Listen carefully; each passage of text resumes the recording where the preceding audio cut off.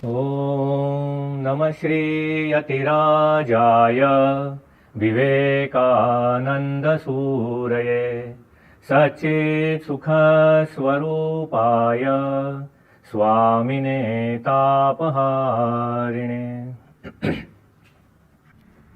हम सब लोगों को विदित है कि 12 जनवरी ये स्वामी विवेकानंद की जन्म जयंती के रूप में मनाया जाता है और उस जन्म जयंती को समग्र भारतवर्ष में युवक दिवस के रूप में मनाया जाता है। पूजनीय स्वामी चिन्मयानंद जी महाराज जो कि चिन्मय मिशन के संस्थापक थे, उनका एक प्रभाव कह सकते हैं या उनके एक जीवन का जो ध्येय था वो था वेद, उपनिषद और गीता में जो सनातन तत्व है, जो चिरंतन सत्य है, वो सर्वसाधारण लोगों के पास पहुंचाने का, जनमानस में उसको प्रचलित करने का। और उस एक ही हेतु से उन्होंने इस संस्था की स्थापना की थी। एक बाजू है गीता और दूसरे बाजू में है आज के हमारे नवयुवक। ये दोनों को जोड़ना है और गीता के उपदेश उनके जीवन में उतारना है। और ये भगीरथ कार्य हाथ में लिया है पूजनीय स्वामी स्वरूपानंद जी महाराज जो कि इस चिन्मय मिशन के ग्लोबल हेड है। और मैं आशा करता हूं कि युवा इनसे बहुत प्रेरित भी हो गए इस कार्यक्रम से। अक्सर देखने में आता है कि लोगों को जब पूछते हैं कि गीता के बारे में आपकी क्या धारणा है, खास तो युवा वर्ग के लिए, तो कहते हैं ना गीता तो बहुत अच्छी है। तो फिर और आगे जाने से बोलते हैं नहीं लेकिन वो हमारे लिए कैसे है। तो फिर हम कहते हैं भाई गीता है किसके लिए।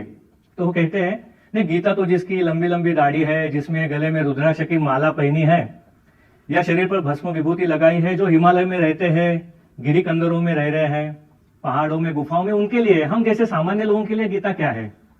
तो ये जो हमारी गलत धारणा है ये हमको दूर करनी है। गीता एक संजीवनी शास्त्र है। गीता जीवन जीने की कला हमको सिखाती है और ये 3 दिन हमको तो इसमें बहुत सारा लाभ मिलने वाला है। स्वामी विवेकानंद ने एक जगह पे कहा है, my faith is in younger generation, in modern generation, out of them will come my workers and they will solve the problem like Lions. मतलब उनका भरोसा युवा वर्ग के ऊपर था। युवकों के वैसे तो विवेकानंद आदर्श थे ही। एक जगह स्वामी जी कहते हैं, विवेकानंद महाराज कह रहे थे, handful of man can throw the world off the hinges provided they are united in thoughts, words and deeds.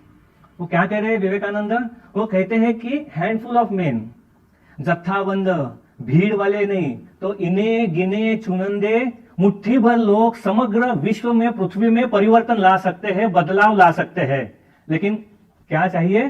तो काया, वाचा और मन से उनको एक होना है। और ये हमको गीता से सीखने को मिलेगा। एक बात जो गीता के बारे में खास हमारे युवकों को मुझे ऐसा लग रहा है कि उनका उसकी तरफ दृष्टिक्षेप करना चाहूंगा।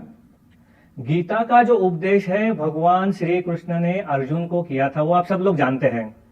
लेकिन वो उपदेश कहाँ कोई पेड़ के नीचे बैठ के नहीं हुआ है या कोई सुंदर सरोवर के किनारे में बैठ के जहाँ पुष्प खिले हुए हैं, मंद मंद सुगंध आ रहा है, सरोवर में कमल के फूल खिले हुए हैं, ऐसे वातावरण में भगवान श्री कृष्ण ने अर्जुन को यह उपदेश नहीं दिया है। ये उपदेश दिया गया है उस समय कि अभी बस कुछ ही क्षणों में शंख बजने वाले हैं और युद्ध होने वाला है। किसका युद्ध होने वाला है? एक बाजू है अधर्म, एक बाजू है धर्म। एक बाजू में है कि सही रास्ते पे चलने वाले, तो एक बाजू में है गलत मार्ग पे आगे बढ़ने वाले। उन दो शक्तियों के बीच में युद्ध होने वाला था। और उस समय ऐसे परिस्थिति में अर्जुन, जो कि हम सबका एक तरह से कह सकते हैं प्रतिनिधित्व कर रहा है, उसके मन में एक संदेह उत्पन्न हुआ और अपने कर्तव्य से वो दूर भागने लगा। उसके मन में एक संशय उत्पन्न हुआ और उस समय उसको सही रास्ते पर लाने के लिए जो उपदेश दिया गया था वो गीता के माध्यम से हमारे सबके सामने उपस्थित है। युवकों को और एक बात कहनी है, आज के इस युग में संघर्ष अवश्यंभावी है। जीवन में मुसीबतें आने ही वाली है, जीवन में कठिनाइयां आने ही वाली है। उस कठिन प्रसंग में, इस मुसीबतों के समय में जो संघर्ष करने की शक्ति, सही रास्ते पर रहकर संघर्ष करने की शक्ति हमको गीता से मिल सकती है। तो मैं सब लोगों को यही विनंती करूंगा, ये 3 दिन का 10, 11 और 12 ये 3 दिन का श्रृंखलाबद्ध जो कार्यक्रम सुनियोजित आयोजन किया गया है उसमें हमको खुले मन से, श्रद्धावान होकर, एकाग्र चित्त से उसमें हमको खुद को जोड़ना है। उसमें से जो जो उपदेश मिलेंगे वो उपदेशों को हमारे जीवन में लाने के लिए प्रयत्न करना है। और मैं आशा रखता हूं कि जरूर हमारे जीवन में इसमें से परिवर्तन आ जाएगा। अंत में तो यही कहूंगा, भगवान के पास यही प्रार्थना करूंगा कि हमारे युवकों को जीवन में आगे बढ़ते समय अगर किस तरह से कठिनाई आती है, मुसीबतें आती है, तो उनको वो शक्ति प्रदान करे। कैसी शक्ति कि उस शक्ति के बदौलत वो सही रास्ते पे ही चलेंगे। गलत रास्ते का मार्ग, जिसको आजकल के इसमें हम कहते हैं शॉर्टकट, या दूसरा हम कहते हैं लेस इनपुट मोर आउटपुट, मतलब कम मेहनत करना है, ज्यादा कुछ लेना है, कम ऐसे आड़े वाड़े रास्ते से नहीं जाए, तो इस महामार्ग के ऊपर, प्रशस्त मार्ग के ऊपर हम सब युवक चल सके। स्वामी विवेकानंद ने बताए हुए मार्ग के ऊपर हम चल सकेंगे।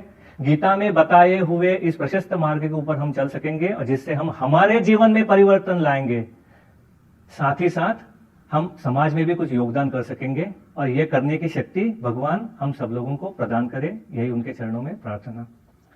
ओम शांति शांति शांति। हरि ओम तत्सत।